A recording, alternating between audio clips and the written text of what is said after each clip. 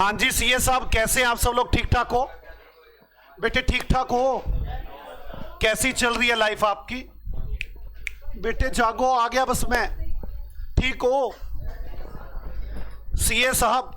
आज मैं आपके साथ एक चैप्टर डिस्कस करने वाला हूं, नया चैप्टर है।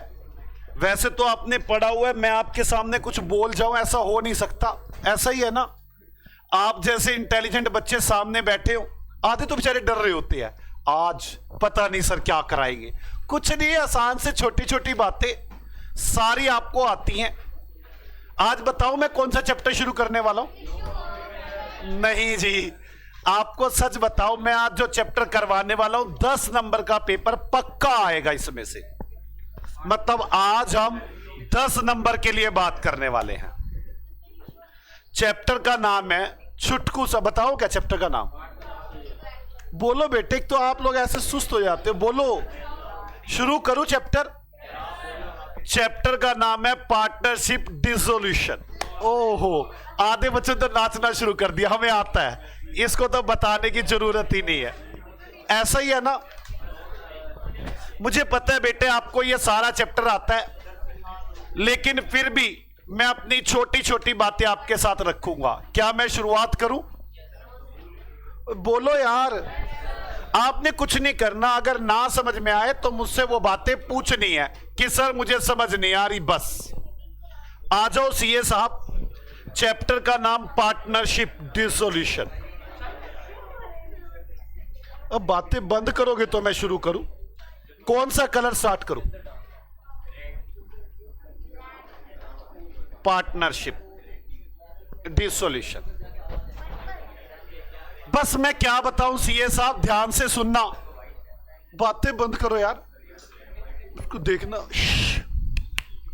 मैं शुरू कर लूं? पार्टनरशिप डिसोल्यूशन बड़ा ही आसान और प्यारा सा चैप्टर है। मैं आपको क्या बताऊं, मुझे याद है आपको बचपन में मैडम ने कैसे करवाया था। एक बैलेंस शीट होती है बेटे, इधर वाली आइटम इधर, इधर वाली आइटम इधर। याद है? किस किस को याद है ये वाली बात? चलो अब मुझे थोड़ी तसल्ली हो रही है कि ठीक है मैंने क्या पढ़ाना है। बहुत अच्छा पढ़ के आए हो आप, इधर वाली आइटम इधर, इधर वाली आइटम इधर। अब मेरी बातों को सुनना शुरू करेंगे थोड़ी देर। आपको बैलेंस शीट का तो पता ही है ना? नहीं पता? कुछ बोलो फिर, ऐसे सड़के चेहरे बना रहे हो कि हमें पता ही कुछ नहीं। यहां पर कार, मशीन, लैंड, जैसे 100 रुपए की कार, 80 रुपए की मशीन, 20 रुपए की लैंड, टोटल कितना हो गया? 200। और भी चीजें होंगी। इस साइड है कैपिटल, नीरज की, मुस्कान की, दो जनों ने पैसे लगा रखे हैं। 70 रुपए, 80 रुपए, कितने हो गए टोटल? 150।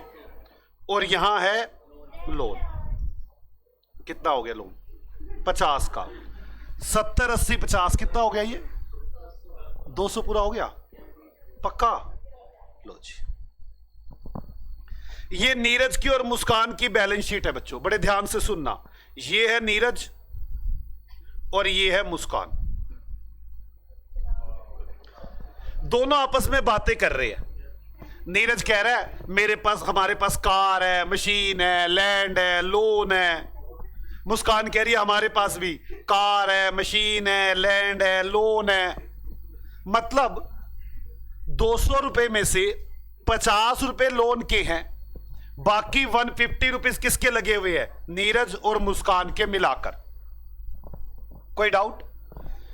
इन तीनों को बोलते हैं इन्वेस्टमेंट। हमने पैसा इन्वेस्ट किया हुआ है। क्या किया हुआ है हमने? पैसा इन्वेस्ट। इसको बोलते हैं इंटरनल इन्वेस्टमेंट। कौन सी investment? Internal investment. Internal investment का मतलब होता है जो पैसा बिजनेस के अंदर लगाया हुआ हो। अगर हमने कुछ पैसा बिजनेस के बाहर लगाया हो, बिजनेस के बाहर मान लो हमने शेयर खरीदे हैं, उसको बोलते हैं इन्वेस्टमेंट। मान लो 10 रुपए की लैंड है, 10 रुपए के शेयर है।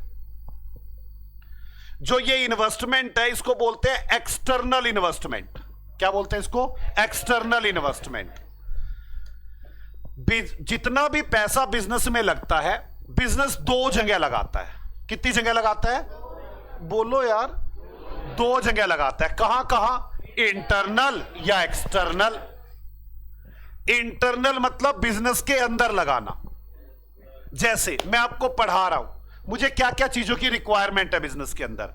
मुझे एसी की रिक्वायरमेंट है, मुझे पंखों की रिक्वायरमेंट है, मुझे प्रोजेक्टर की रिक्वायरमेंट है, मुझे बेंच की रिक्वायरमेंट है। मैंने इसमें पैसा लगाया हुआ है ना, बोलो। ये है इंटरनल इन्वेस्टमेंट। इसके अलावा मेरे पास एक्स्ट्रा पैसे भी हैं, मैंने वो म्यूचुअल फंड में लगाए हुए हैं। वो मैंने कहां पैसा लगाया हुआ है? External investment. तो बिजनेस अपना पैसा दो जगह लगाता है। कहां कहां लगाता है? Internal investment and external investment. कोई डाउट किसी को? पक्का? ऐसे ही बिजनेस में दो पैसे लगे हुए। एक तो हम दोनों का पैसा लगा हुआ है, नीरज और मुस्कान का। एक लोन का पैसा लगा हुआ है। ये जो लोन का पैसा, इसे बोलते हैं एक्सटर्नल फाइनेंस। क्या बोलते हैं? External finance. और ये है इंटरनल फाइनेंस। कौन सा फाइनेंस है? Internal finance. बिजनेस में पैसा दो जगह से आता है, इंटरनल फाइनेंस और एक्सटर्नल फाइनेंस। इंटरनल फाइनेंस क्या होता है? मालिक के पैसे। एक्सटर्नल फाइनेंस कैसा होता है? बाहर से पैसा लिया। चलो मेरे साथ एक बार बोलो सारे जन। एक तो इतने सुस्त हो जाते हैं ना, ऐसे बैठ जाते हैं, मैं डरना शुरू हो जाता हूं इनको पढ़ाते टाइम। जल्दी बोलो, बोलो। बिजनेस में, बोलो बेटे बोलो, शांत नहीं बैठना। हाँ ऐसे नहीं, आप मुझे बताए, बोलो। बिजनेस में दो तरह से इन्वेस्टमेंट होती है। Internal investment, external investment. Internal investment वो इन्वेस्टमेंट होती हैं जो बिजनेस पैसा बिजनेस के अंदर लगाता है। और एक्सटर्नल इन्वेस्टमेंट्स वो इन्वेस्टमेंट होती हैं जो बिजनेस के बाहर पैसा लगा है। फाइनेंस दो तरह का होता है, इंटरनल फाइनेंस और एक्सटर्नल फाइनेंस। इंटरनल फाइनेंस मालिक की कैपिटल होती है, एक्सटर्नल फाइनेंस लोन होता है। कोई डाउट किसी को? अब मेरी बात को सुनना। नीरज और मुस्कान दोनों आपस में बैठकर बात कर रहे हैं। कहते हमारा पैसा ना इंटरनल इन्वेस्टमेंट में है, एक्सटर्नल इन्वेस्टमेंट में है।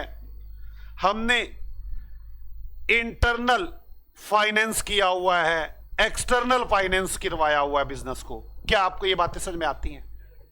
किसी को पहले ये बताओ ना समझ में आती है? दोनों एक दिन आपस में लड़ पड़े, कह रहे हम तो इस बिजनेस को ही बंद कर देंगे, इस बिजनेस को ही बंद कर देंगे। लड़ पड़े दोनों आपस में। ये दोनों की बैलेंस शीट है। दोनों ने आपको बुलाया, आप हो ये भोले अकाउंटेंट। कौन हो आप? भोले अकाउंटेंट। बेटे अकाउंटेंट बेचारे भोले ही होते हैं। ये आप हो। कौन हो आप? भोले अकाउंटेंट। आपको बुलाया, आपको कहते ऐसे ऐसे ऐसे और ऐसे ऐसे ऐसे, ये हमारी बैलेंस शीट है। हम दोनों की होगी ये लड़ाई। हमने करना है बिजनेस बंद, आप कर दो बिजनेस बंद। आप बेटे भोले आदमी, आपको क्या पता किसी का बिजनेस कैसे बंद होएगा? आप तो सीधा जाएंगे इसकी दुकान में, कहेंगे भाई साहब हम तो किताबें बंद कर सकते हैं, बिजनेस थोड़ी ना बंद कर सकते हैं। आपकी कार है, हम क्या करें? कार आपकी है, बेचेगा कौन? आप लोग। हम थोड़ी ना बेच लेंगे। बोलो। मशीन किन की है ये? बोलो। मालिक की, नीरज और मुस्कान की। कौन बेचेंगे? नीरज मुस्कान। आप बेच दोगे क्या? नहीं, हम तो कर ही नहीं सकते ये काम। हम तो एक ही काम कर सकते हैं, सिर्फ बुक्स बंद कर सकते हैं, बुक्स को क्लोज कर सकते हैं। मेरी बात समझ में आ रही है? हम इन्हें कहते देखो आप एक काम करो, आप हमें पहले ये बताओ आपके पास क्या क्या सामान है। ये बताते हैं हमारे पास कार है, मशीन है, लैंड है, इन्वेस्टमेंट है, लोन है। हम कहते देखो आप इन सबको सेल कराओ। लोन की पेमेंट कर दो, जो बचेगा वो तुम दोनों आपस में बांट लो। बस हम तो यही कर सकते हैं, यही हिसाब है। एक बात बताओ, दो पार्टनर तो यही करेंगे ना, सारी लैंड बिल्डिंग मशीन बेच दो, जो भी कुछ है, जिसके पैसे देने हैं दे दो, जो बचेगा वो तुम दोनों बांट लो। घाटा भी हो सकता है बेचने पर, फायदा भी हो सकता है। घाटा फायदा किसका होगा? मालिक का। बोलो बोलो। हम तो सिर्फ बुक्स बंद कर सकते हैं, हमें नहीं पता कैसे बिजनेस बंद होगा। हम तो इतना बता सकते हैं, जितनी भी आपके पास एसेट्स है सब बेच दो, जितनी भी लायबिलिटी हैं सबकी पेमेंट कर दो, जो पैसे बचेंगे वो आपस में बांट लो। कोई डाउट किसी को? चलो, आपने ये बता दिया, ये बताते ही एक दिन में हो जाएगा ये काम? एक दिन में कार, मशीन, लैंड सब बिक जाएंगी? ये तो एक दिन में होने वाला काम ही नहीं है, ये तो कई दिनों में होता है, कई साल लग जाते हैं इस काम में। किस किस को ऐसा लगता है कई साल लग सकते हैं इस काम में? नहीं लगता आपको?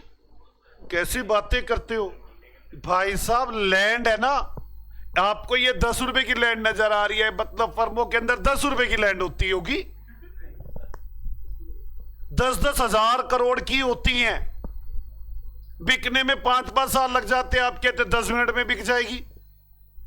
कार, मशीन बेचनी, एक हमारा पार्टनर था पहले, मेरे पास पढ़ाता था, उसके पास ना ये सारा सामान है, 3 साल से वो पढ़ा नहीं रहा, तो मुझे तो वो कुछ बोलता नहीं था, उसने अपना सारा सामान बेचना था, 3 साल हो गए बिका नहीं अभी तक। कल मैसेज मेरे पास आया हुआ था कि सारा सामान खरीदना है, बायर मिलेगा तो बिकेगा ना सारा सामान, कबाड़ी को थोड़ी ना। आप एक बात बताओ, मैं आपसे कोई ये खरीदना है, आप खरीदोगे? आपकी किस काम का? मुझे ऐसा ही कोई पढ़ाने वाला आदमी मिले तो खरीदेगा। कई बार 3-3, 4-4 साल लग जाते हैं इसको बंद होने में। हाँ, कभी कभी ऐसा भी होता है 2 महीने में बंद हो जाती है। बोलो। अब आप सीए,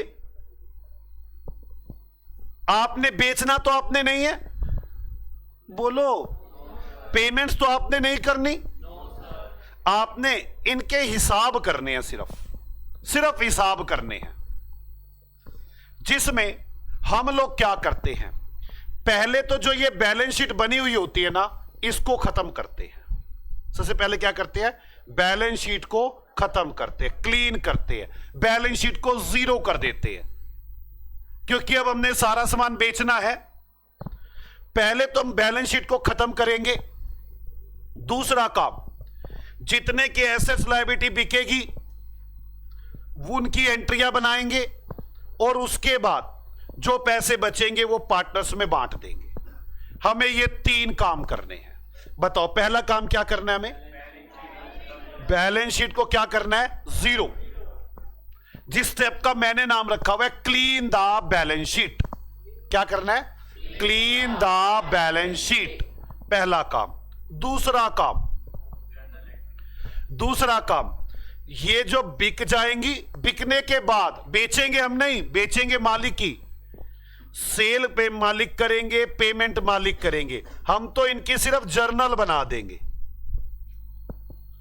क्लियर? तीसरी बात, जो पैसे बचेंगे बांटेंगे मालिक ही आपस में, हम तो उनको पैसे बांटने की एंट्रियां बना देंगे। ठीक है? पेमेंट करेंगे मालिकों को, और ये जब हम करेंगे इसके बाद हमारी बुक्स खत्म हो जाएंगी। क्लियर? हमने कितने काम करने हैं? 3 काम। पहला काम, बैलेंस शीट को 0 करो, क्लीन करो। क्लियर? दूसरा काम, सेल पेमेंट, मतलब एसेट्स बिकेंगी, पेमेंट्स होंगी, उनकी जर्नल एंट्रियां बनानी है हमने, बेचना नहीं है। तीसरा काम, जो पैसे बचेंगे वो मालिकों को बांट देने हैं। कोई डाउट किसी को? किसी ने कुछ पूछना है इसमें? मैं चलूं आगे? अब मेरी बात को सुनोगे। बैलेंस शीट में लिखा हुआ है कार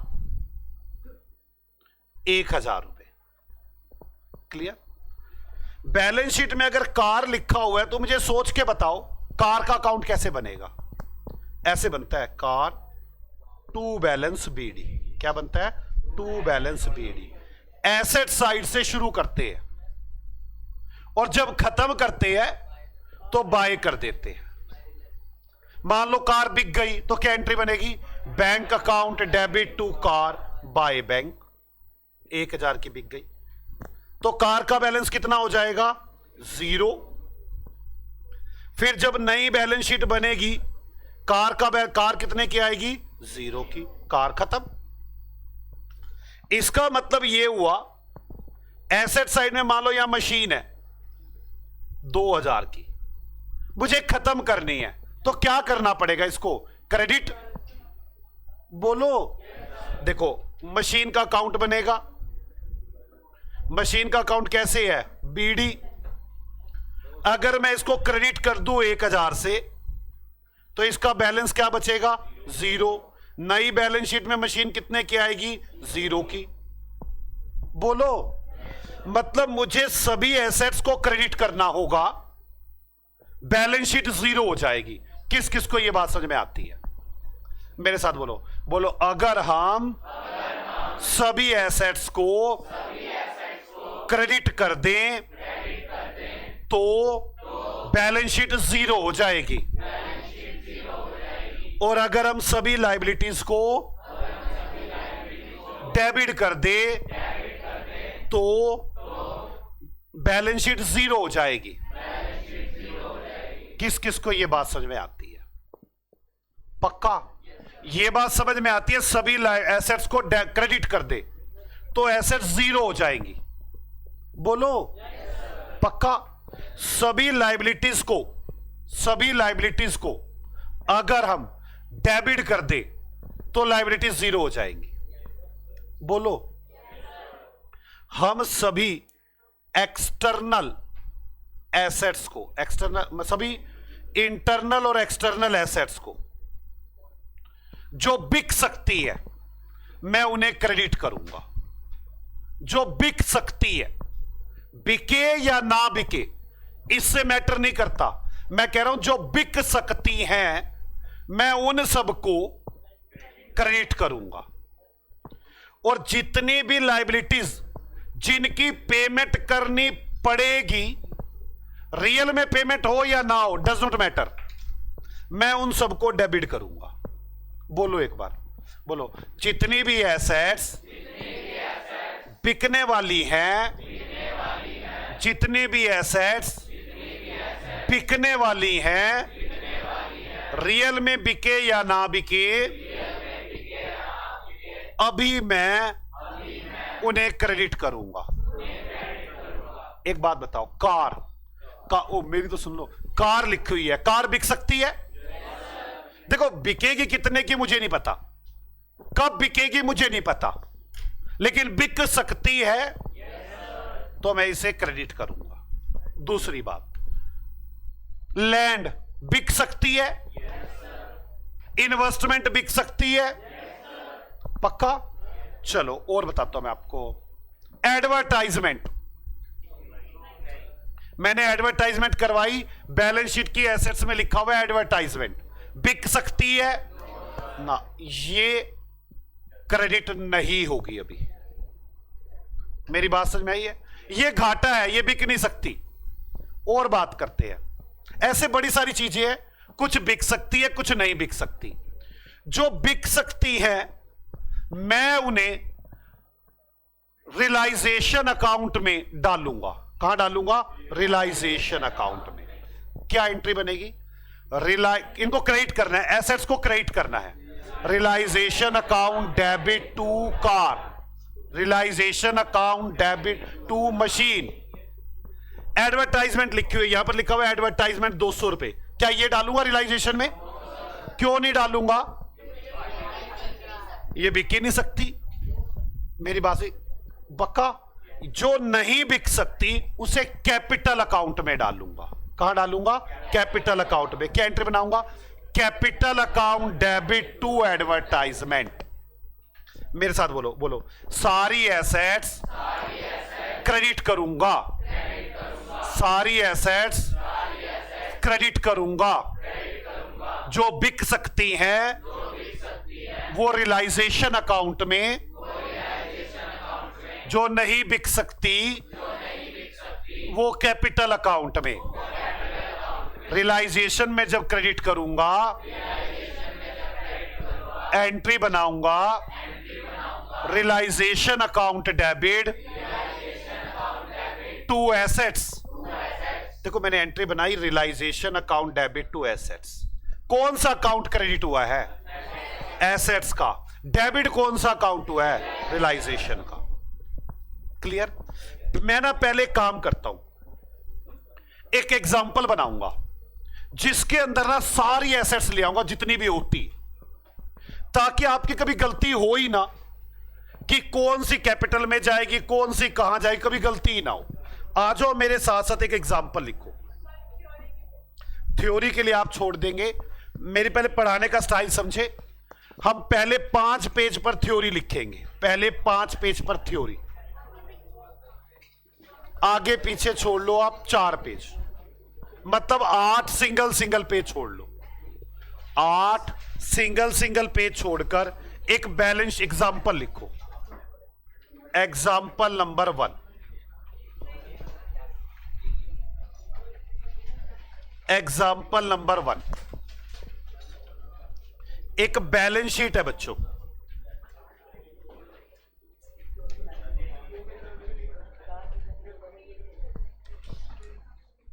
लिखो machine, furniture, investment, debtors, stock, BR, cash, prepaid expenses, short term investment, short term investment, goodwill, patent, copyright, P&L account, P&L account, advertisement, current account,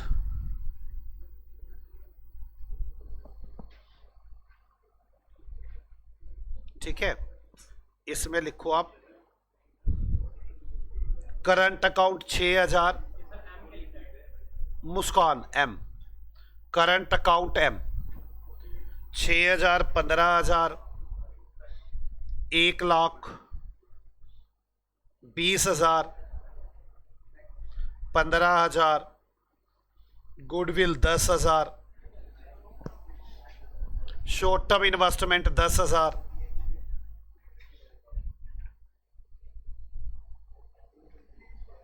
short term investment के prepaid expenses 5,000,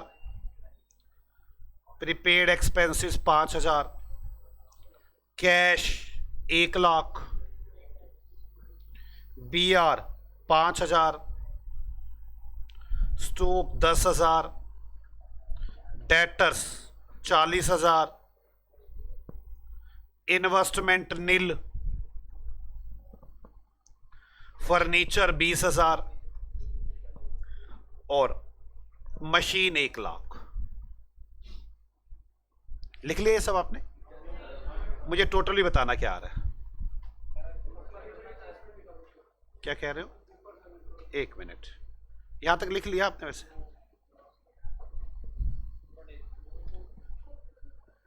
इस side लिखो capital, Neeraj और मुस्कान 90,000, 60,000, reserve 10,000, provision for doubtful dates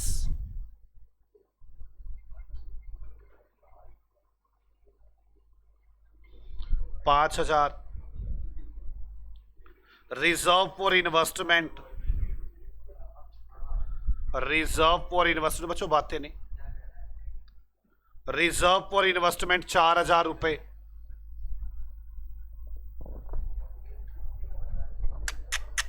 पता नहीं क्यों इतना शोर मचा रहे हैं। रिजर्व फॉर इन्वेस्टमेंट 4,000 रुपए। Contingencies reserve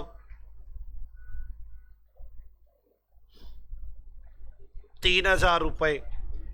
stock reserve, stock reserve 2,000 रुपए। क्रेडिटर 10,000 रुपए। क्रेडिटर के बाद long term loan, long term loan 40,000 रुपए। बीपी 5,000 रुपए।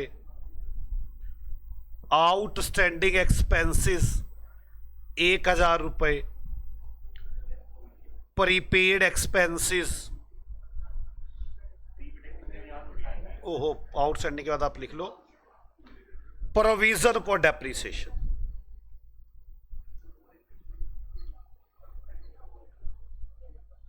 10,000 रुपए। बैंक ओवरड्राफ्ट, बैंक ओवरड्राफ्ट 3,000 रुपए।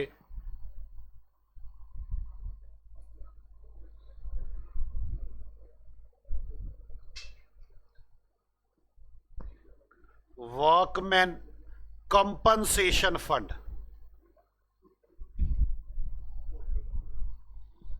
4,000 रुपए। Workman provident fund, workman provident fund 3,000 रुपए।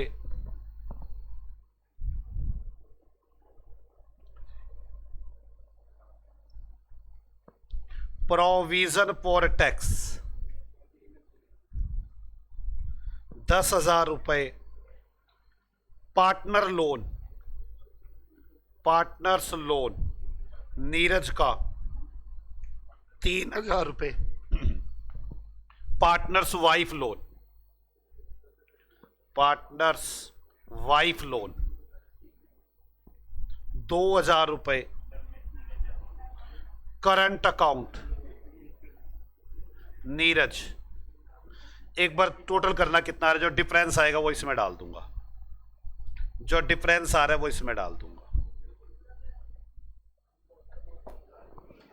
टोटल करो फटाफट फास्ट,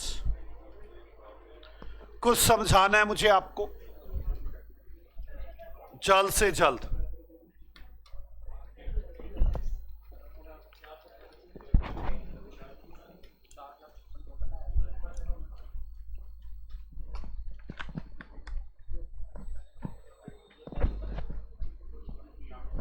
कैलकुलेटर होगा आपके पास, जल्दी जल्दी करके बताएं।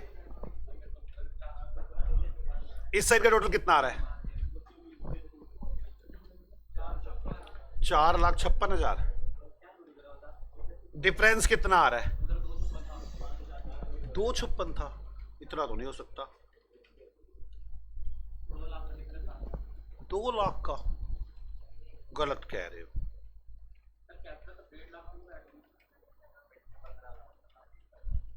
आपका ये टोटल 4,56 हो रहा है इस साइड, पक्का बताइए। मैं देखूं, 1 1 2 2 और 1 3, ये आ गया 4,56 आ रहा है। इस साइड कितना आ रहा है? मुझे लग नहीं रहा। 1 लाख, 2 लाख, 3 लाख,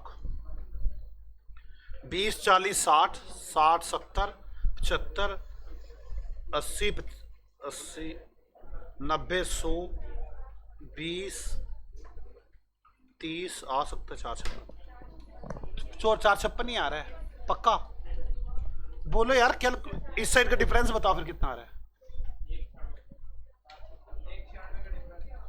1,96,000 पक्का? एक काम करते हैं 196 में ना बढ़ाते हैं पैसे, 1 लाख रुपए तो यहीं बढ़ा देता हूं, एक ये बढ़ा दी, 1,60,000 कर दी मैंने कैपिटल। अब कितने का डिफरेंस रह गया? 96 का, 96 का डिफरेंस रह गया। तो 96 में से ना मैं 6,000 यहां डाल देता हूं। कितने का डिफरेंस रह गया? 90 का।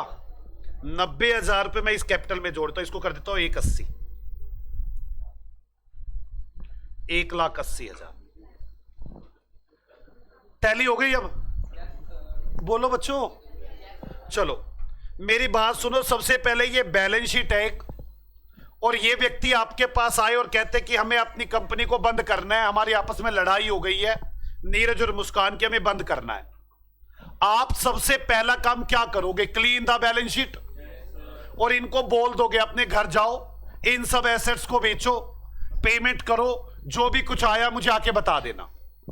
तो मैं अभी क्वेश्चन में ही अपने घर जाएंगे, सब कुछ बेच के आएंगे, वो सब बातें मैं नीचे लिख दूंगा, क्वेश्चन बना दूंगा। अभी आप लोग क्या करेंगे? लगभग आधा पेज छोड़ देना, क्वेश्चन और बनेगा, अभी आधा पेज में बन जाएगा क्वेश्चन और। आपके पास बैलेंस शीट आ गई, आपके पास इंफॉर्मेशन आ गई कि जी हमें अपनी बिजनेस को बंद करना है। आप लोग क्या करेंगे? इनकी जर्नल मशीन को खत्म करेंगे, क्या एंट्री बनेगी? Realisation account debit to machine. Machine खत्म, बोलो। मशीन बैलेंस शीट में अब कितनी आएगी? 0। तो मैं एक अकाउंट बना लेता हूं, रियलाइजेशन। कौन सा अकाउंट? Realisation account. और रियलाइजेशन अकाउंट में क्या लिख दूंगा? To machine. मेरा पहला मोटिव यही है, अभी कुछ भी बिका नहीं है, बिकने से पहले कैसे काम होता है। यहां पे क्या आ गया? To machine. कितने रुपए? 1,00,000 मशीन हो गया। जल्दी अगली एंट्री बोलो मशीन के बाद। फर्नीचर। क्या बनेगी entry? Realisation account debit to furniture. एंट्रियां बोलते रहे, realisation account debit to furniture. मैं अगर सच बताऊं, आपके जो +2 में था वो 1% ही था, मुझे 99% भी और बढ़ाना है। तो इसलिए मुझे आपका साथ चाहिए थोड़ी देर। आप मेरा साथ देंगे। 2 लाख रुपए फर्नीचर, 20,000 रुपए, 20,000। इन्वेस्टमेंट नील, वैसे तो कुछ होगा ही नहीं। मैं एक बात सिखाना चाहता हूं, मेरी ध्यान से समझना आप एक बात को। एक वर्ड होता है प्रोविजन, एक वर्ड होता है रिजर्व। कौन से वर्ड होते हैं? 2, प्रोविजन और रिजर्व। पहले समझो मेरे साथ प्रोविजन और रिजर्व का मतलब। मैं कुछ बात बताता हूं। प्रोविजन और रिजर्व, मेरी कंपनी ने, मैंने 100 रुपए कमाए, फर्म ने कितने रुपए कमाए? 100। ये नीरज है, ये मुस्कान है। नीरज कह रहा है मुस्कान, मुस्कान, मुस्कान कह रही है क्या बात है? कह रहा है मुस्कान तूने 100 रुपए कमाए, फर्म ने 50 तेरे 50 मेरे। कह रही है हाँ हाँ 50 तेरे 50 मेरे। मैं फर्म के पास पैसे मांगने गया, मैंने कहा फर्म जो 100 रुपए कमाए हैं ना वो हमें दे दे, 50 नीरज के है, 50 मुस्कान के है, ठीक। फर्म कहते देखो जी पैसे तो आप ही के हैं, लेकिन मुझे बड़ी जरूरत है पैसों की, इस बार आप पैसे मत लो, अगली बार ले लेना। मैंने कहा कोई बात नहीं, हमारी पैसे है।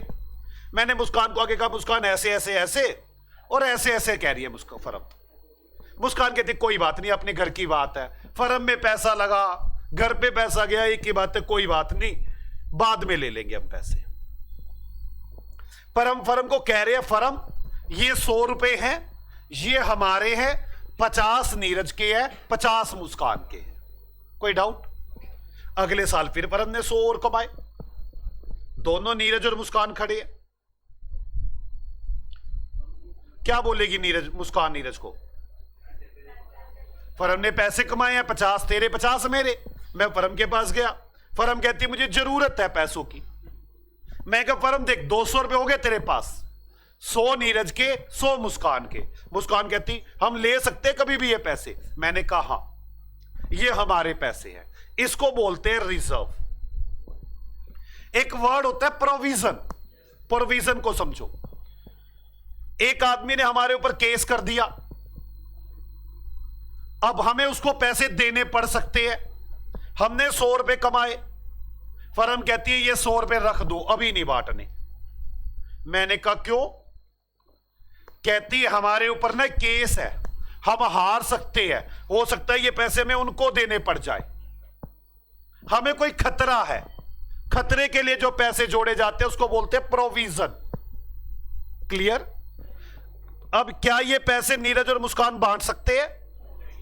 इसे बोलते हैं प्रोविजन। रिजर्व तो मालिक का ही पैसा होता है, उस पर कोई खतरा नहीं होता। प्रोविजन मालिक का पैसा नहीं होता। ये अगर ये खतरा हो गया फिर तो उसको दे देंगे, ना हुआ तो ये दोनों बांट लेंगे। प्रोविजन कभी कभी रिजर्व की शेप ले लेता है। प्रोविजन कभी कभी रिजर्व की शेप ले लेता है। मतलब कैसे? हमने 100 रुपए खतरे के लिए जोड़े थे, वो खतरा हुआ ही नहीं, तो फिर क्या हो जाएंगे? ये मालिक के पैसे।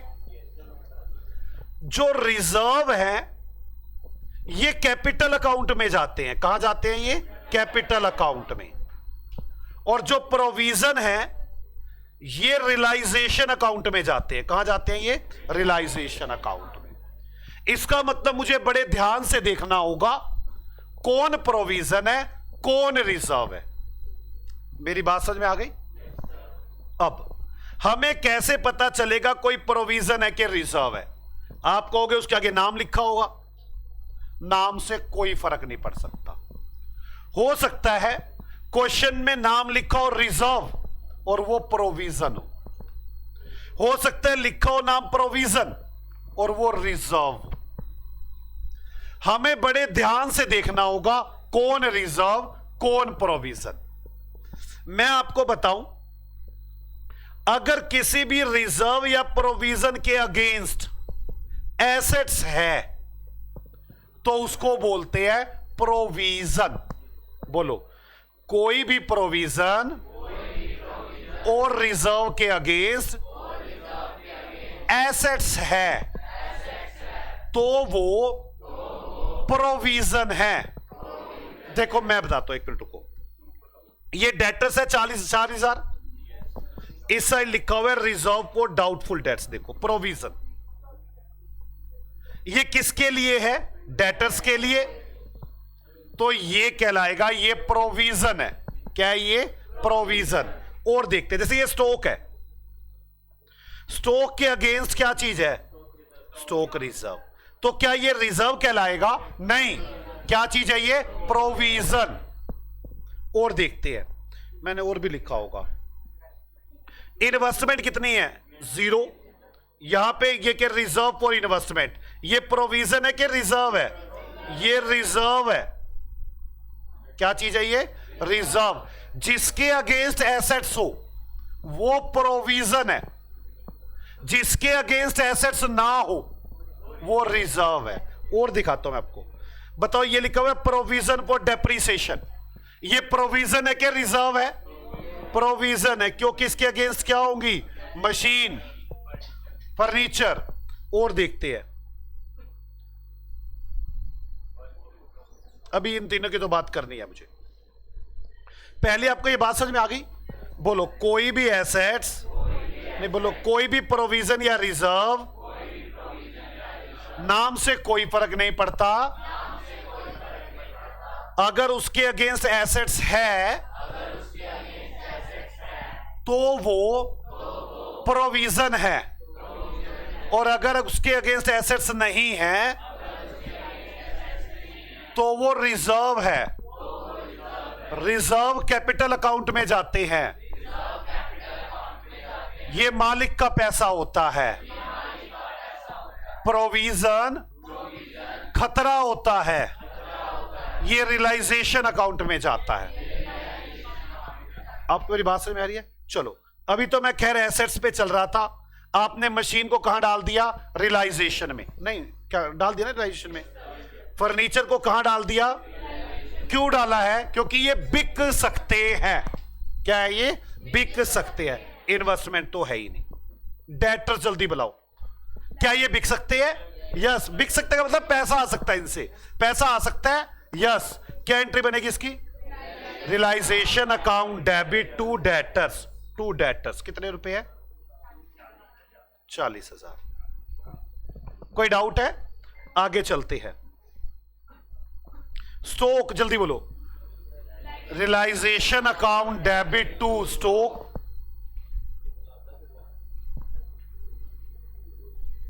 10,000।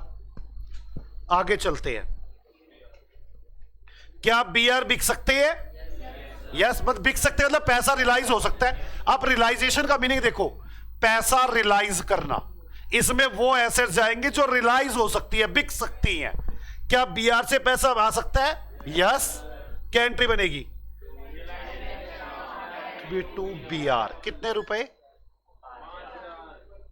आप मुझे बताओ, इनसे सारे अकाउंट खत्म होते जा रहे हैं, नहीं होते जा रहे? कैश याद रखे, कैश बिक सकता है? नहीं, ये तो खुद ही कैश है। यही तो लेकर जाना है मालिकों ने। जो चीज मालिकों ने लेकर जानी है उसे अलग से अकाउंट बनाएंगे। मतलब मैं कैश का अकाउंट अलग बनाऊंगा। आ जाओ, कैश का अकाउंट बनाए। कैश का अकाउंट बनाए। कैश और बैंक इकट्ठा। Cash and bank. To balance BD. To balance BD कितने रुपए है? 1,00,000। टू बैलेंस बीडी कहा गया 1,00,000। अब आगे चलते हैं बच्चों। प्रीपेड एक्सपेंसेस पहले समझ लो होते क्या ये।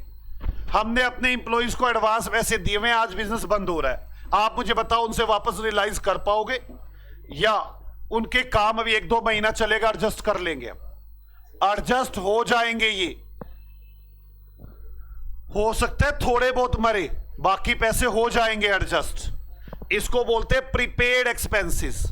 क्या एंट्री बनेगी अब? Realization account debit to prepaid expenses. To prepaid expenses कितने रुपए है? 5,000। आगे सीए साहब, शॉर्ट टर्म इन्वेस्टमेंट बताओ बिक जाएंगी? क्या एंट्री बनेगी? Realisation account debit to short term investment. कितने रुपए बच्चों? 10,000। आगे चले। गुडविल बिक जाएगी?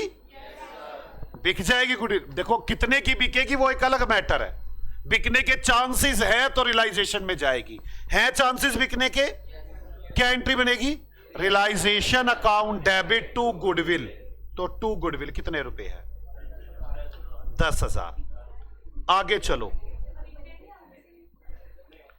इसके बाद पेटेंट। पेटेंट बिकेगा? बिकता है पेटेंट। हमने रजिस्ट्रेशन करवा रखा होता है। आपने वो देखा है वो निरमा वाला एग्जाम, निरमा की गुड़िया आती है जो घूमती है, कहती है वॉशिंग पाउडर निरमा। देखिए आपने वो गुड़िया जो है वो पेटेंट है। जल्दी बोलो, बिक जाती है ये? हाँ बिकती है। क्या एंट्री बनेगी? Realisation account debit to patent. कितने रुपए है? 15,000। कॉपीराइट बिक सकता है? यस, कॉपीराइट बिक सकता है। क्या एंट्री बनेगी? Realisation account debit to copyright. कितने रुपए है? 30,000। 20,000। अब आगे पी एंड एल अकाउंट, घाटा 1,00,000 रुपए का, बिक जाएगा ये तो नहीं बिकता भाई साहब। ये कौन सा तरीका है बिकने का? मेरी बात समझ में आई है? वैसे आजकल बिकते हैं घाटे, बाकी छोड़ो, हम नहीं बात करें। पी एंड एल बिक जाएगा ना? ये तो बिक ही नहीं सकता। तो ये सीधा मालिक के खाते में जाएगा। क्या एंट्री बनेगी? Capital account debit to P and L. जो बिक जाता है वो कहां जाएगा? रियलाइजेशन में। जो पता है बिकना ही नहीं है, आओ बनाएं कैपिटल अकाउंट। ना ना आ जा तू, अभी बात करेंगे सारी। कैपिटल अकाउंट, कैपिटल अकाउंट में 2P&L, आप देखो ना एंट्री क्या बनी है, जल्दी बोलो एंट्री क्या बनी है। कैपिटल अकाउंट डेबिट 2P&L, इन सबको क्रेडिट करूंगा तो खत्म होंगे ना। ये कितना है? ये 1 लाख। मैंने कुछ रेशो नहीं बता रखी, 50,000 दोनों का। नीरज मुस्कान, नीरज मुस्कान 50,000 50,000। आगे बताओ। एडवर्टाइजमेंट बिक जाएगी क्या ये? नहीं, ये तो बड़ी एसेट्स, अजीब सी एसेट्स है। इसे तो डेफर्ड रिवेन्यू एक्सपेंस बोलते हैं। ऐसा खर्चा जो हमने डेफर कर दिया था, इसको बोलते हैं डेफर। ये बिकेगी नहीं। एक बात तो मैंने पोस्टर लगवा दिए, अब मैं बिजनेस बंद कर रहा हूं, क्या होगा उन पोस्टर का? कुछ भी नहीं। तो क्या होगा जल्दी? Capital account debit to advertisement. कितने रुपए? 15,000 7500। ये तो बिकेंगी नहीं, ये तो मालिक के लिए सीधा घाटा है। मालिक को बता देंगे भाई साहब ये घाटा है आपका। आगे चलो। करंट अकाउंट, अभी तो मैं इसकी ज्यादा डिस्कशन नहीं करूंगा। आप बताओ इसको खत्म करने के लिए क्या एंट्री बनाऊंगा? Capital account debit to current account. तो कैपिटल अकाउंट में 2 करंट अकाउंट। किसका ये करंट अकाउंट? मुस्कान का। कितने रुपए? आप लोगों को क्या एसेट साइड खत्म करनी आ गई? बोलो, किसी को पूछना इसमें कुछ? एसेट साइड पूरी खत्म। मैंने क्या किया? सभी एसेट्स को क्रेडिट कर दिया, कुछ को रियलाइजेशन में, कुछ को कैपिटल में। कैपिटल में कौन गया? जो बिक नहीं सकता। जैसे कौन कौन थे? P&L, एडवर्टाइजमेंट, करंट अकाउंट, ये बिक नहीं सकते। अब आ जाओ इस साइड। आप बताओ पहले, कैपिटल एक्सटर्नल लायबिलिटी है या इंटरनल लायबिलिटी है? इंटरनल। ये मालिक का पैसा है, ये तो सीधा कैपिटल अकाउंट में by balance BD. By balance BD 180 और 160। कोई डाउट है किसी को? आगे चलते हैं। रिजर्व, पहले ये बताओ रिजर्व है। अगर ये रिजर्व हुआ फिर तो जाएगा कैपिटल में, और अगर ये प्रोविजन हुआ तो कहां जाएगा? ये रियलाइजेशन में। चेक करते, नाम से फर्क नहीं। इसके अगेंस्ट कोई एसेट्स बता रखी है? कुछ बता रखे? इसकी मशीन, फर्नीचर, इन्वेस्टमेंट इसके लिए है, ये नहीं बता रखा। तो ये क्या चीज है? रिजर्व। क्या एंट्री बनेगी? Reserve account debit to capital. सभी लायबिलिटी को डेबिट करना है अब। Reserve account debit to capital, तो कैपिटल को क्रेडिट कर दो बाय रिजर्व। कितने रुपए है? 5,000। अब आगे चलते हैं। प्रोविजन फॉर डाउटफुल डेट्स, जल्दी बताओ ये प्रोविजन है कि रिजर्व है? कैसे पता चल रहा है? डेटर्स है, तो ये क्या चीज है? प्रोविजन। कहां जाएगा ये? रियलाइजेशन में। क्या एंट्री बनेगी? Provision account debit to realization by provision for doubtful debts. कितने रुपए है? 5,000। 5,000। बच्चों प्लीज आप लोग ना डेकोरम खराब करते क्लास का। ये नहीं सोचते कि मैं सीए की क्लास में बैठा हूं। आगे चले। रिजर्व फॉर इन्वेस्टमेंट, जल्दी बताओ ये रिजर्व है या प्रोविजन है? क्या ये रिजर्व या प्रोविजन? रिजर्व। क्यों? इन्वेस्टमेंट है ही नहीं। अच्छा, अगर मैं यहां पे इन्वेस्टमेंट लिख देता 20,000 तो ये रिजर्व बन जाता प्रोविजन। प्रोविजन ये कहां जाता फिर? रियलाइजेशन में। अब कहां जाएगा ये? कैपिटल अकाउंट में, बाय रिजर्व।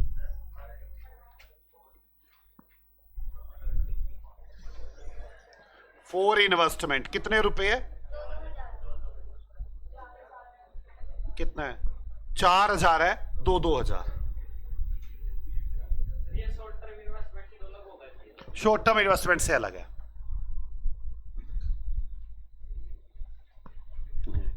कंटीजेंसीज रिजर्व, आप मुझे बताओ किसी के अगेंस्ट है क्या? ये बता रखा है एसेट साइड में कोई कंटीजेंसीज?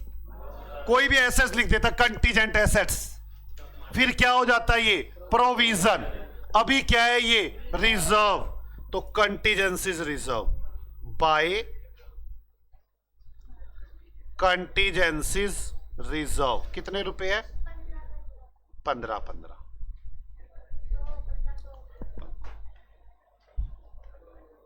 3,000 है टोटल। आगे चलो, creditor realization account debit to creditor. आधे मूर्ख है, कुछ पढ़ नहीं रहे। रियलाइजेशन टू क्रेडिटर बनेगी क्या एंट्री? यार क्रेडिटर खत्म करने हैं, क्या एंट्री बनेगी? Creditor account debit to realization by creditor. Stock reserve रह गया क्या? देखता हूं, पहले क्रेडिटर कर दिया मैंने 10,000।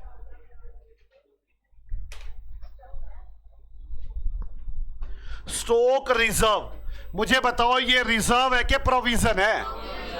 क्या है ये? क्या एंट्री बनेगी अब? Stock reserve account debit to realization, ये सब एसेट्स डेबिट करनी है बाय स्टॉक रिजर्व। समझ में आ गई बात? देखो लिखा तो इसके आगे रिजर्व हुआ है, पर ये क्या चीज है? प्रोविजन। कितने रुपए? 20,000। आगे चलो, long term loan entry,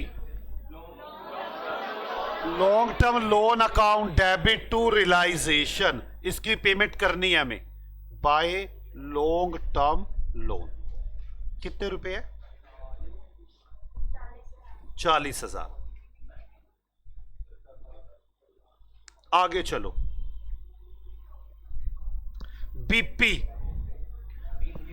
BP account debit to realisation account by BP. कितने रुपए है? 5,000। आउटस्टैंडिंग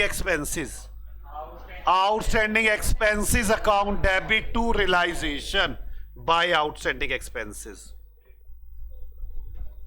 कितने रुपए है? चले आगे, प्रोविजन फॉर डेप्रीसिएशन। पहले बताओ ये प्रोविजन है क्या रिजर्व है? क्या एंट्री बनेगी? Provision for depreciation account debit to realization by provision for depreciation. कितने रुपए है? 10,000। आगे चलो, बैंक ओवरड्राफ्ट लोन है ये, एंट्री बनाओ bank overdraft account debit to realization by bank overdraft. कितने रुपए? 3,000। आगे चलो, वर्कमैन कंपनसेशन फंड। पहले मैं बता दूं क्या होता है वर्कमैन कंपनसेशन फंड, ध्यान से सुनना। वर्कर जब फैक्ट्री में काम करते हैं ना, तो कई बार उनको चोट लग जाती है और मालिक को उनको पैसे देने पड़ते हैं। जैसे मैं बताऊं, मैं पहले एक फर्म में जॉब करता था, फैक्ट्री बन रही थी, वो पोटा साहिब में, पोटा साहिब है, वहां पे फैक्ट्री बना रहे थे वो मालिक। तो वहां पे ना एक हाई वोल्टेज तार जा रही थी ऊपर से, एक आदमी चिपक के मर गया उस पे। अब जैसे मर गया, बताओ मालिक की कोई गलती है? मालिक तो वहां था ही नहीं, मालिक तो था भी पानीपत में, फैक्ट्री वहां बन रही थी। अब कोई चिपक के मर गया। अब एक बात बताओ, कैसे सॉल्यूशन होगा इसका? कंपनसेशन देना पड़ेगा, और तो कोई रास्ता भी नहीं बनता। क्या करें अब हम, मजबूरी है, हमने कोई जान के थोड़ी ना किया है। अब उसको मालिक, उनके सारे घर के आगे सब आगे उनको पैसे देने पड़े। मालिक ने पैसे निकाले और उनको पैसे दे दिए। अब मालिक अपनी जेब से देगा ये पैसे? मालिक हर साल अपने प्रॉफिट में थोड़े पैसे निकाल कर रखता रहता।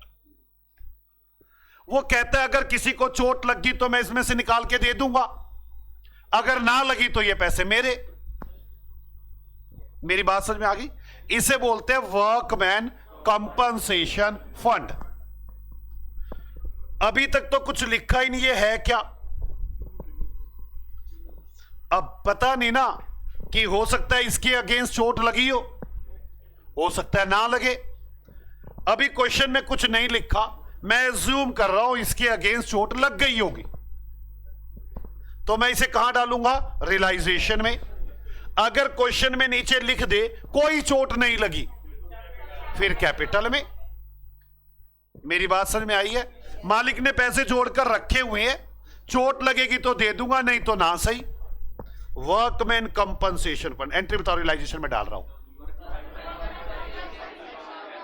डेबिट टू रियलाइजेशन कितना है? Workman company 4000। आगे वर्कमैन प्रोविडेंट फंड, इसके बारे में भी सुन ले। होता क्या है, हम ना नौकर को पैसे देते हैं, वो सारे पैसे खा जाता है, जितनी भी सैलरी देते हैं, जोड़ता है ही नहीं। अब वो जोड़ता नहीं तो जब बूढ़ा हो जाएगा तो उसके पास पैसे तो होंगे नहीं।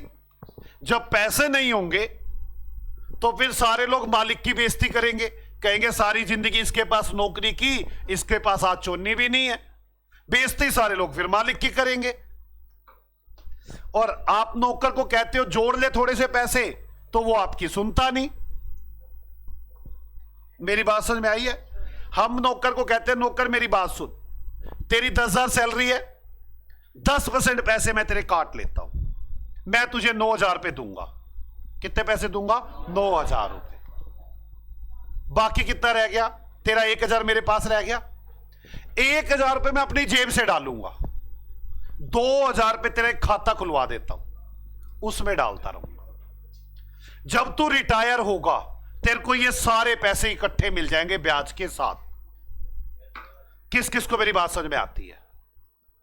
वर्कमैन प्रोविडेंट फंड, इसका मतलब है इस बार मैंने लोगों के 3,000 रुपए काट लिए थे। ये तो मैंने जमा करवाने हैं ना, ये तो मेरी लायबिलिटी है, मेरे थोड़ी ना ये।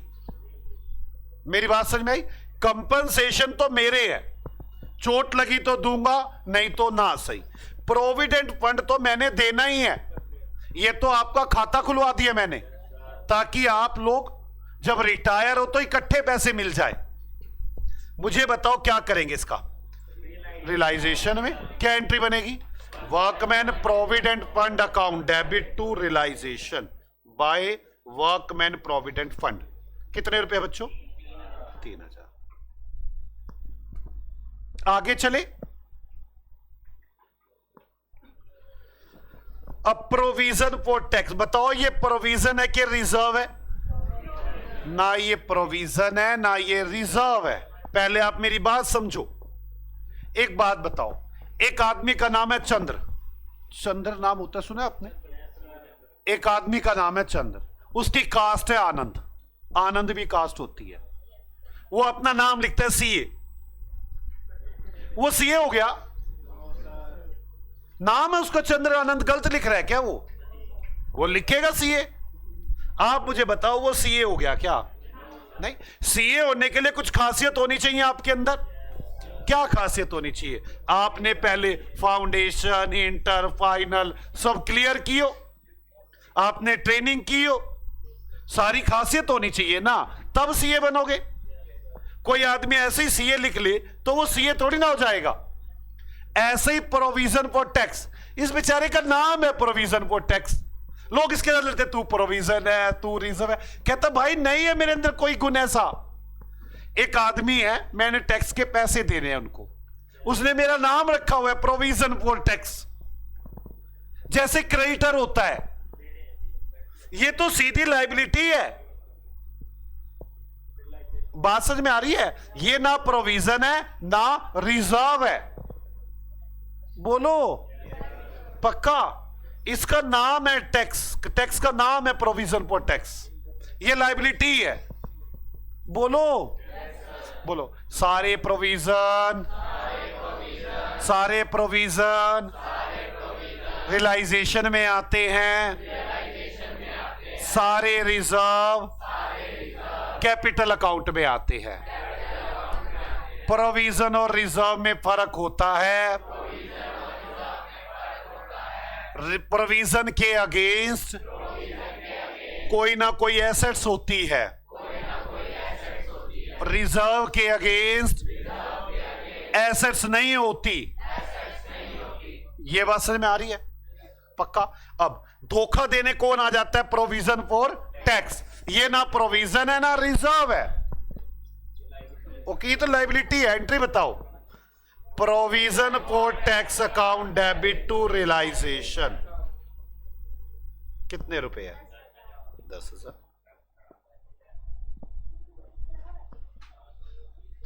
आगे पार्टनर्स लोन।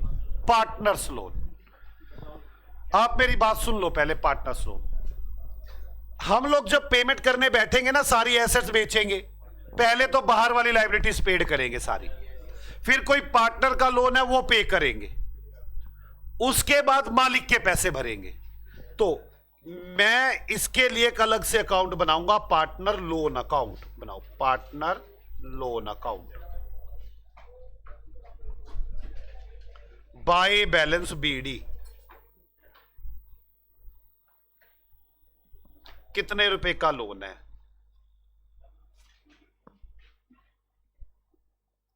3,000। कोई डाउट बच्चों यहां तक? अब आगे चलते हैं। पार्टनर की वाइफ का लोन।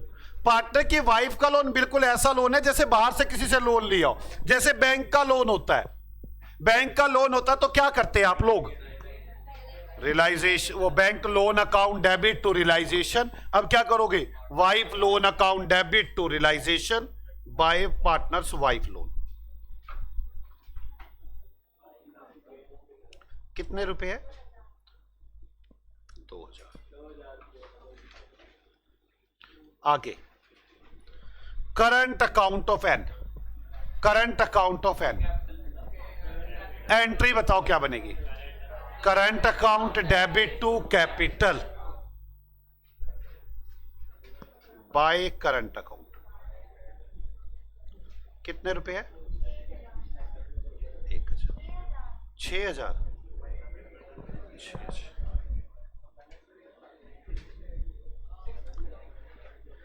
आपने ये बैलेंस शीट क्लीन कर दी या नहीं कर दी?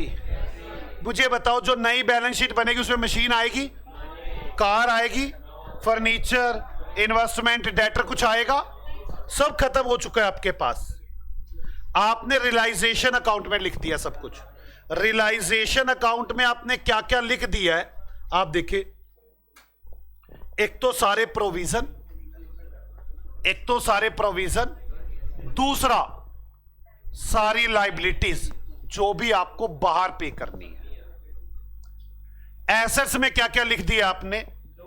एसेट्स में जो एसेट्स बिक सकती है, जो एसेट्स नहीं बिक सकती थी वो कैपिटल अकाउंट में, और जो रिजर्व थे सारे कैपिटल अकाउंट में। किस किस को यहां तक की बात समझ में आ गई है? हम सबसे पहले, अभी तक हमने कुछ नहीं बेचा, कुछ नहीं किया, हम चुपचाप बैठे हैं। हमने तो क्लीन द बैलेंस शीट कर दी। सबसे पहला काम क्या करते हैं हम? Clean the balance sheet. हमारे पास नीरज और मुस्कान आए थे, आके कह रहे थे बिजनेस बंद कर दो। हमने उठा के उनकी किताबें बंद कर दी। हमने अभी तक कुछ भी नहीं किया। एक बात बताओ, आपकी किताबें बंद करने से मशीन गुम हो गई, फर्नीचर गुम हो गया, सब कुछ वहीं का वहीं पड़ा है अभी। आप मेरी बात समझ रहे हो? देखो मेरी किताब है, मेरी बैलेंस शीट में लिखा है मेरे पास ये वाली बिल्डिंग है, मेरे पास ये सारा सामान है, सब लिखा हुआ है। आपने उठा के उसे इसे डेबिट क्रेडिट कर दिया, ये सारा सामान गुम हो गया। नहीं, ये तो यही पड़ा है यार, ये सामान कहां गया अभी तक? अब मैं इस सामान को बेचना शुरू करूंगा, और सीए बेचेगा या मालिक बेचेगा? मालिक तो आके हमें बताएगा कि जी मैंने ये बेच दिया। मैं अब अपना सेकंड स्टेप चलाऊंगा, मालिक के पास जाऊंगा और मालिक से जाके पूछूंगा भाई साहब क्या किया इन सब सारे सामान का। वो बताएगा सारे सामान का ये किया। कोई डाउट है किसी को? पक्का? सोच लो अभी भी कुछ पूछना हो तो।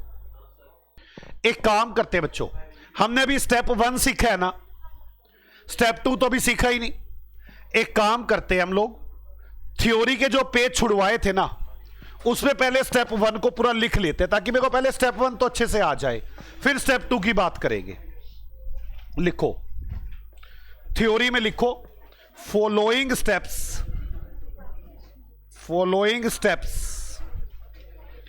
Are followed in case of dissolution. ये सब स्टेप फॉलो किए जाते हैं डिसोल्यूशन के केस में। सबसे पहले step 1, clean the balance sheet. Clean the balance sheet, सबसे पहले बैलेंस शीट को क्लीन किया जाता है। लिखो, all assets which can be realized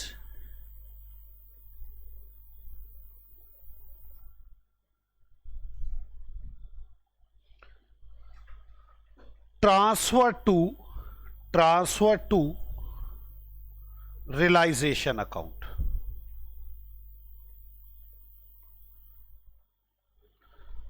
assets जो बिक सकती है, देखे मैं लिखा ना, which can be realise, real में बिके या नहीं बिके डज नॉट मैटर, जो रिलाइज हो सकती है। क्या एंट्री बनाओगे जल्दी बताना? रियलाइजेशन अकाउंट डेबिट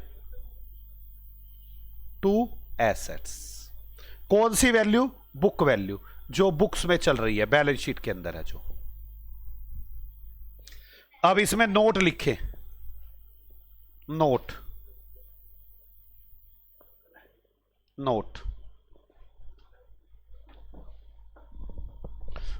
नंबर 1 मेरी बात समझेंगे। नोट नंबर 1,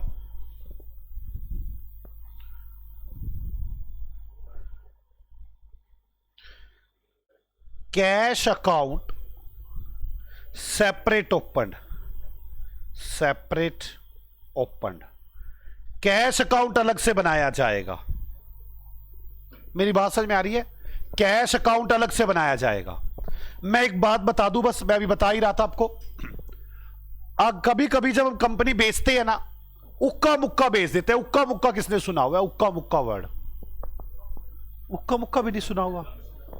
हे भगवान, तुम कौन सी दुनिया से आते हो? ये लोग समझ में नहीं आते कई बार। उक्का मुक्का मैं आपको याद दिलाता हूं कई बार। जैसे कोई रेडी वाला आपकी गली में आता है, आपकी मम्मी कहती है उसके बाद थोड़ी सी सब्जी हो, आपकी मम्मी कहती है बता सारे के कितने पैसे लेने हैं। ऐसे कभी कहा?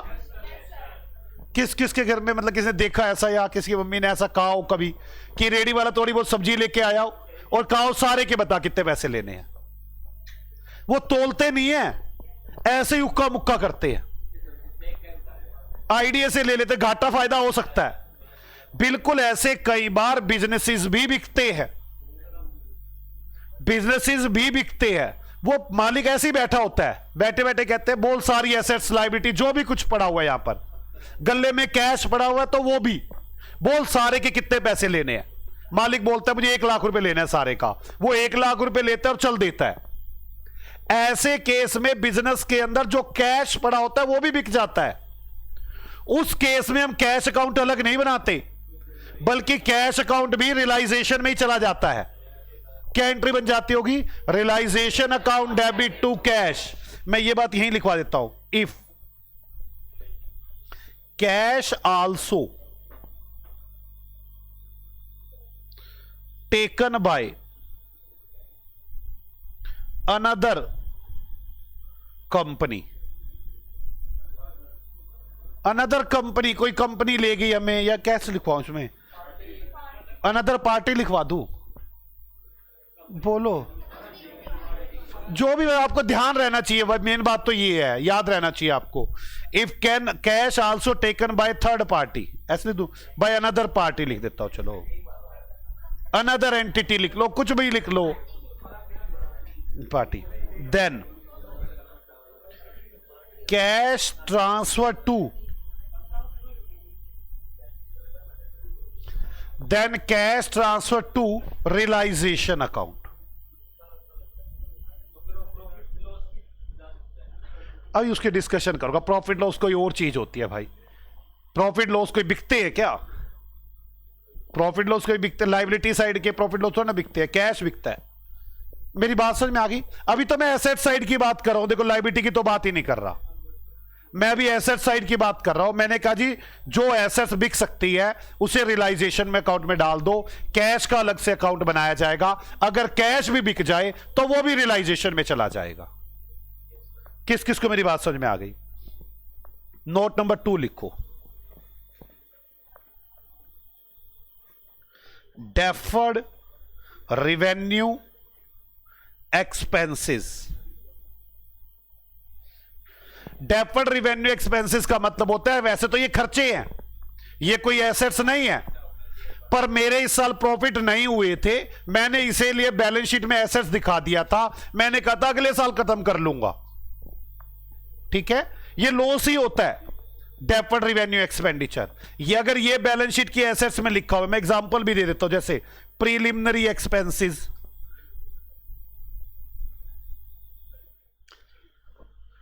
कंपनी बनवाने के खर्चे, एडवर्टाइजमेंट,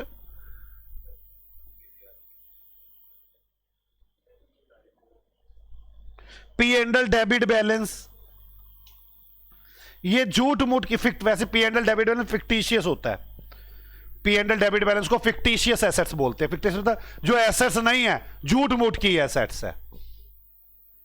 डेफर्ड रिवेन्यू एक्सपेंडिचर,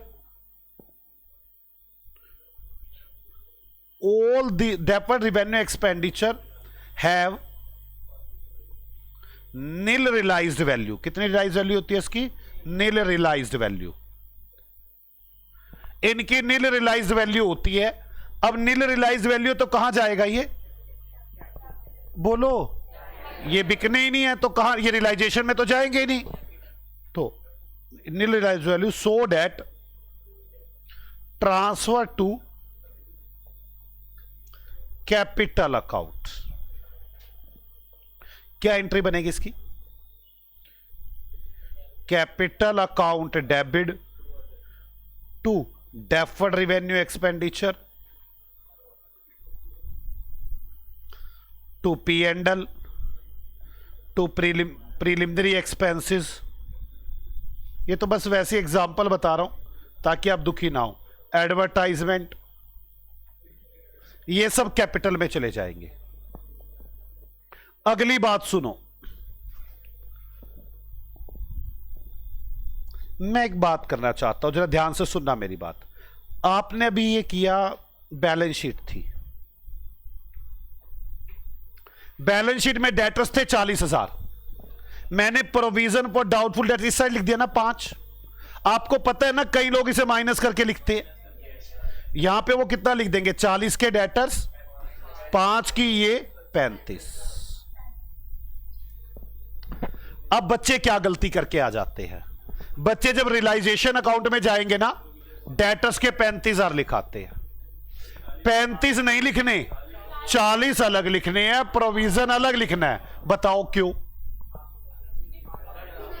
हमें खाते बंद करने हैं। अगर मैंने इसे अलग अलग नहीं लिखा तो बैलेंस बच जाएगा। आप सोच के देखो, मैं बताता हूं आपको, ये डेटर्स का अकाउंट है, डेटर्स का बीडी बैलेंस है 40,000, ये प्रोविजन फॉर डाउटफुल डेट्स का अकाउंट है, इसका बीडी बैलेंस है 5,000। अगर आप 35,000 रियलाइजेशन में डाल दोगे तो आपने क्या एंट्री बना दी? Realisation account debit to debtors 35,000। बताओ इसका बैलेंस नहीं रह गया? इसका भी बैलेंस रह गया या नहीं रह गया? हमें इनके बैलेंस खत्म करने हैं। मुझे क्या करना होगा? रियलाइजेशन में कितना डालना होगा? 40, और ये भी रियलाइजेशन में कितना डालना होगा? 5। तभी तो खत्म होगा ये। इसीलिए मैं अगला नोट लिखवाना चाहता हूं कि अगर कोई एसेट्स है तो आप उसे नेट करके नहीं लेंगे, ग्रोस अमाउंट लेंगे। तो लिखे each assets transfer separately, note net of. आपने नेट ऑफ नहीं करना। मैं ब्रैकेट में एग्जांपल लिख देता हूं जो मैं कहना चाहता हूं। जैसे डेटर्स आ गए तो आप डेटर्स में से प्रोविजन लेस करके नहीं लिखेंगे, डेटर्स अलग लिखेंगे, प्रोविजन अलग लिखेंगे। Debtors is transfer separately and provision for doubtful dates transfer separately. अभी तो मेरा पहला स्टेप चल रहा है। पहला स्टेप क्या था मेरा? Clean the balance sheet, step 1 चल रहा है। स्टेप 1 का ए पॉइंट मैंने एसेट साइड पर आ गया। मैंने क्या लिखा? सारी एसेट्स, मेरे साथ बोलो, सारी एसेट्स जो बिकने लायक है उसे रियलाइजेशन अकाउंट में डाल दे। Realisation account debit to assets. इससे सारी एसेट्स खत्म हो जाएंगी बैलेंस शीट में। 3 बातों का ध्यान रखें। कैश का अलग से अकाउंट बनाएंगे। अगर कैश सारा एक साथ बिक गया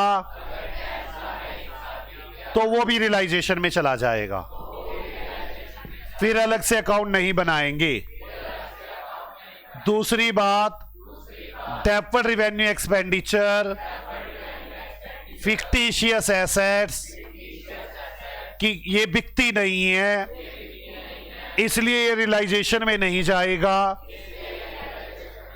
इसे कैपिटल अकाउंट में डाल देंगे। Capital account debit to deferred revenue expenditure. हर एसेट्स को अलग अलग ट्रांसफर करेंगे, नेट ऑफ नहीं करेंगे। जैसे डेटर्स और प्रोविजन हो, डेटर्स अलग ट्रांसफर होंगे, प्रोविजन अलग ट्रांसफर होगा। एसेट साइड खत्म हो गई। अब लायबिलिटी साइड लिखते हैं B. All liability transfer to realisation account. All liabilities transfer to realisation account. क्या एंट्री बनेगी रियलाइजेशन अकाउंट में ट्रांसफर करने की? Liabilities account debit to realisation account. Liability account debit to realisation account. कौन सी value? Book value. Transfer हो गई। इसके बाद नोट लिखे, इसके अंदर कौन कौन से नोट आएंगे, इसमें किन बातों का ध्यान रखेंगे। रिजर्व सारे कहां ट्रांसफर कर देंगे? बोलो। कैपिटल अकाउंट में। सारे प्रोविजन कहां ट्रांसफर करेंगे? लिखो ऑल रिजर्व्स ट्रांसफर टू। आप ना बच्चे इसी पंगा ले रहे हो, बार बार कभी उसको घुमा रहे हो कभी उसको कर रहे हो जी। ये फिर अभी मूव कैसे करने लग गया? ऑल रिजर्व ट्रांसफर टू, क्योंकि ना वो पिछले वाले में उसने यही बताया है, कह रहा है कि आप वो बार बार कभी कूल चढ़ा कभी कुछ छोड़ा, उसका वो फिल्टर उड़ गया अंदर से। All reserve transfer to capital account and all provision transfer to current account और ट्रांसफर टू रियलाइजेशन अकाउंट।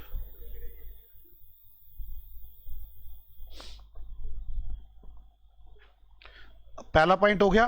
अब बताना रिजर्व क्या होगा, प्रोविजन क्या होगा।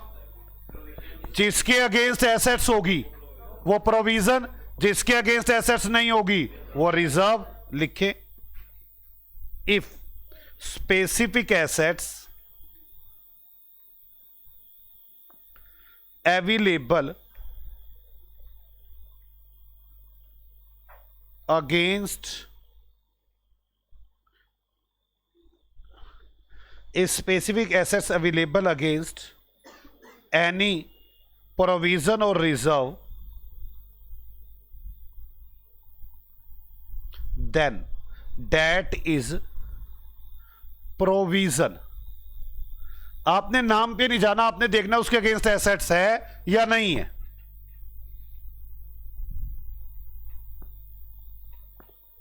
क्लियर होगी बच्चों बात? अदरवाइज डेट इज रिजर्व, नहीं तो वो क्या होगा? रिजर्व। अगर स्पेसिफिक एसेट्स अवेलेबल है तो क्या होगा? ये प्रोविजन, नहीं तो ये क्या कहलाएगा? Reserve. Note number 3, provision for tax और वर्कमैन प्रोविडेंट फंड, ये तो लायबिलिटी होती है सीधी। बोलो, वर्कमैन प्रोविडेंट फंड, समझ में आ गया ना? वर्कमैन प्रोविडेंट फंड, हम उनके लिए पैसे जोड़ते हैं। And provision for tax is liability, ये तो है ही लायबिलिटी। चौथी बात, वर्कमैन कंपनसेशन फंड, अगर क्वेश्चन में कह रखा है चोट लग गई, तब तो कहां आएंगे ये? रियलाइजेशन में। और अगर कहा चोट नहीं लगी तो कहां आएंगे ये? कैपिटल में। लिखे workman compensation fund is liability if specific mention in the question, specific mention in the question.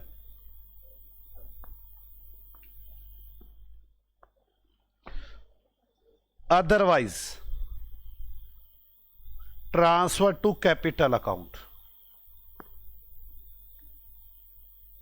Capital account. मेरी बात समझ में आ गई बच्चों? पार्टनर करंट अकाउंट, ये सब लायबिलिटी में मिलेंगे आपको। पार्टनर करंट अकाउंट, ये कहां जाएगा? कैपिटल में। Partners current account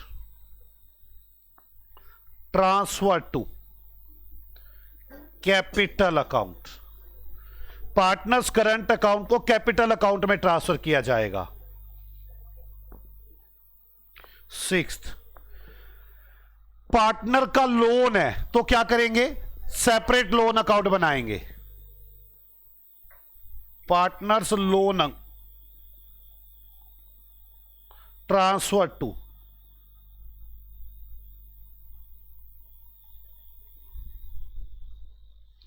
separate loan account, partner के लोन को सेपरेट लोन अकाउंट में डाला जाएगा।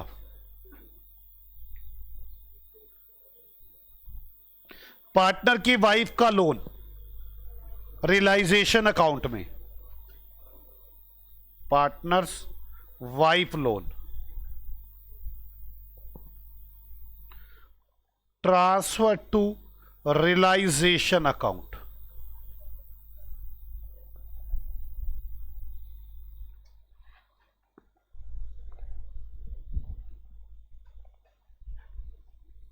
आठवां लास्ट पॉइंट है, अगर फर्म ने पार्टनर को लोन दे रखा है, फर्म ने पार्टनर को, अभी तक तो क्या था, ये पहले वाला लोन क्या है? पार्टनर ने लोन दिया है फर्म को, ठीक है।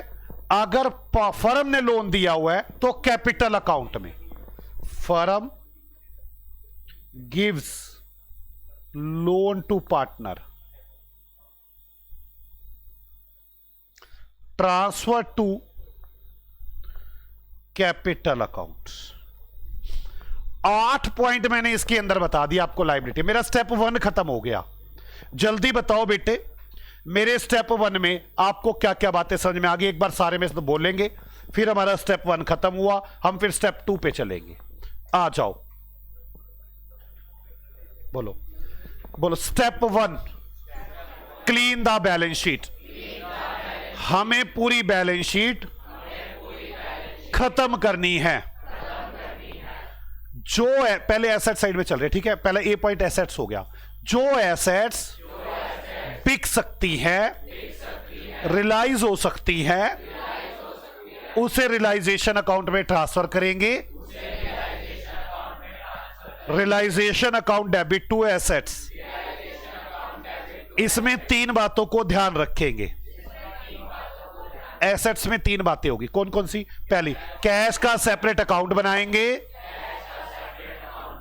अगर कैश भी बिक गया तो रियलाइजेशन में डाल देंगे। डेफर्ड रिवेन्यू एक्सपेंडिचर का कैपिटल अकाउंट में ट्रांसफर करेंगे, क्योंकि ये बिक नहीं सकते। हर एसेट्स को सेपरेट ट्रांसफर करेंगे, नेट ऑफ नहीं करेंगे। याद रहेंगी तीनों बातें। देखो, आपको ना सब कुछ आने के साथ साथ ये जो मैं लिखवा रहा हूं ये याद भी रहना चाहिए। ये जरूरी नहीं है इसी लैंग्वेज में याद रहना चाहिए, बस पता होना चाहिए 3 बातें हैं। अब बोलो, सभी लायबिलिटीज को रियलाइजेशन में ट्रांसफर करेंगे। अब इसके अंदर 8 पॉइंट। सभी रिजर्व्स कैपिटल में जाएंगे, प्रोविजन रियलाइजेशन में ट्रांसफर होंगे। अगर किसी एसेट्स के अगेंस्ट रिजर्व या प्रोविजन है तो उसे प्रोविजन बोलेंगे। कोई भी रिजर्व या प्रोविजन अगर किसी एसेट्स के अगेंस्ट नहीं है तो इसे रिजर्व बोलेंगे। Workman provident fund, provision for tax, ये लायबिलिटी है। वर्कमैन कंपनसेशन फंड कभी भी लायबिलिटी नहीं होता, इसे कैपिटल में डाला जाता है जब तक क्वेश्चन में स्पेसिफिकली मेंशन ना हो कि किसी को चोट लगी है। पार्टनर्स के करंट अकाउंट को भी कैपिटल अकाउंट में डाला जाता है। पार्टनर्स के लोन का सेपरेट अकाउंट बनाया जाएगा। पार्टनर के वाइफ के लोन को रियलाइजेशन में ट्रांसफर कर देंगे। फर्म अगर पार्टनर को लोन दे दे तो उसे कैपिटल अकाउंट में ट्रांसफर करेंगे। कोई डाउट है किसी को बच्चे? अभी